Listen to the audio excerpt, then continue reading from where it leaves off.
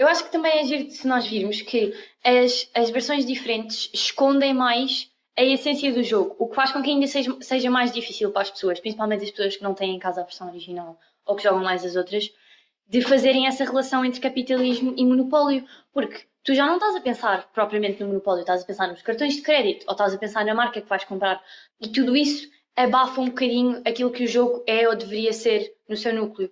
Eu já disse, tenho montes de monopólios em casa, mas tenho um que era da minha mãe e que ainda é em escudos, mas é o monopólio que eu mais gosto de jogar.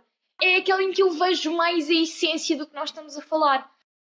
No dos cartões de crédito, a quantidade Deixa de ter uma influência tão grande. Eu posso ver num ecrã que tenho 1000 € ou 100 e como eu não tenho na mão, é mais difícil de medir a quantidade, é mais difícil de gerir, talvez, se calhar, o dinheiro. E, portanto, o que eu gosto mais é mesmo o dos escudos, que tem 5.000 escudos, 1.000 escudos, 100, 200, uma série de notas, porque é muito mais fácil eu gerir o dinheiro e fazer as trocas com os outros jogadores e negociar casas e, portanto, vê-se mais a essência, como é o que nós estamos a dizer, vê-se mais a essência do capitalismo e do monopólio original.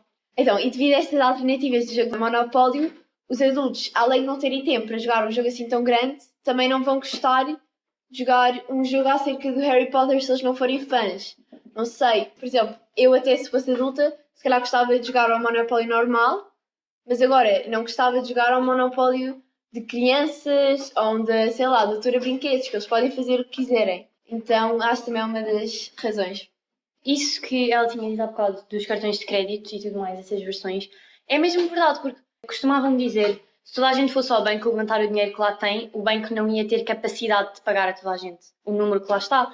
Porque a maneira como nós gerimos o dinheiro, então hoje em dia com MBWays e PayPals e tudo isso, é tudo muito no abstrato. É o número que está escrito em algum lado, é uma app, mas lá está, tu não sentes o peso a sair da carteira, costumam dizer, se o dinheiro sair do telemóvel ou se for com um cartão. E por isso toda essa noção de isto vale qualquer coisa e isto vale qualquer coisa perde-se um bocadinho, tanto na vida real como nas versões do jogo que não têm as notas de papel. E os créditos, por exemplo, o facto de tu gastares um dinheiro que não é teu tem uma influência super grande. Porque tu estás a gastar um dinheiro e depois tens que pagar. Mas como, mais uma vez, como não te sai da carteira, como é no abstrato. E isso foi uma das razões, por exemplo, do crash da bolsa. toda a gente tinha créditos, toda a gente endividava-se até dizer chega. Mas só quando se chegava mesmo ao limite e já não havia maneira de voltar para trás é que as pessoas se aperceberam.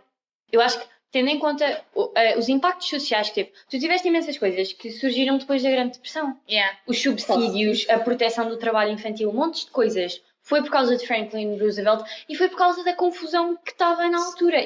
E os créditos dos bancos, houve imensos bancos que foram à falência e passou a ter muito mais empréstimos e tudo, passou a ter muito mais cláusulas e muito mais regulamentos do que se tinha. Foi nessa altura que surgiu o número de horas de trabalho e o ordenado mínimo, por exemplo. Acho que para todas as consequências que teve e coisas que nós falamos regularmente ou vemos regularmente, se calhar deviam falar mais nas aulas de história, não necessariamente tipo, houve o crash da bolsa e isto foi uma crise, porque nós estamos sempre a dar crise, mas foi uma crise diferente de todas as outras e a partir dessa, todas as nossas crises deixaram de ser não há comida suficiente, as pessoas morrem. Passou a ser uma coisa muito mais complexa, porque envolve economia, envolve finanças, envolve tudo isso. Os irmãos Parker começaram a fazer e a patentear o monopólio e não o Landlord's Game em 1930 ou por aí. Exato, portanto, tu tens num momento crucial da história em termos económicos, é que o jogo surge. Só quem ganha com os que perdem. Agora foi bem profundo. E foi isso, as pessoas investiam em ar, havia uma especulação enorme, tudo aquilo que estava a acontecer, ainda por cima porque era novo, é muito um aviso, eu acho, do que pode acontecer hoje em dia, porque um crescimento exponencial é impossível, as coisas param às vezes. E as empresas hoje em dia têm muito isso de, todos os anos, esperam vender mais e esperam ganhar mais dinheiro, esperam melhorar. E isso não funciona. Dos pontos altos de cada empresa ou dos pontos baixos, especialmente as que estão na bolsa, é, por exemplo, a altura em que eles divulgam resultados, porque deixa de ser especulação. As empresas divulgam os resultados.